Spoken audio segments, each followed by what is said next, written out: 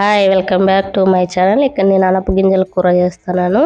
అనపకాయలన్నీ బాగా ఒలుచుకొని గింజలు చూడండి, బాగా ఒలుచుకున్న గింజలు దీనికి కావాల్సిన మసాలా చూద్దాం. వేయించుకున్న శనగిత్తనాలు, కొబ్బరి, తెల్లగడ్డ, కారపొడి, ధనాల పొడి, పసుపు పొడి, ఎర్రగడ్డ అన్నీ మిక్స్ చేసుకుందాం.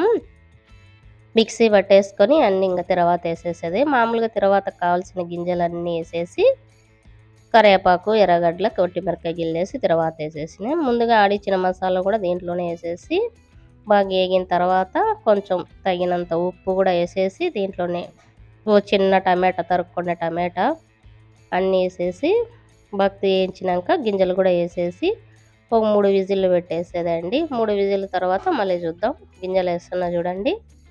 బాగా వేయించేసి దానికి తగ్గట్టుగా ఎసురు కూడా వేసేసి కుక్కర్లో 3 విజిల్లు పెట్టుకోవడమే. 3 విజిల్లు అయిన తర్వాత చపాతీలకి భలే ఉంటుందండి. ఇక్కడ చూడు వాటర్ కూడా పోసేసిన, తగినంత వాటరు. ఉడికిన తర్వాత 3 విజిల్ల తర్వాత ఇలా వచ్చింది చూడండి. కూర చూడండి ఎంత బాగుందో కలర్ఫుల్గా. దీంట్లోకే చపాతీ సూపర్ ఉంటుందండి. చపాతీ కానీ ముద్ద కానీ బాగుంటుంది. మేము చపాతీ చేసినా మా చిన్నోడు తింటున్నాడు చూడండి. సూపర్ ఉంది మమ్మీ అంటున్నాడు. నాకు లైక్, సబ్స్క్రైబ్.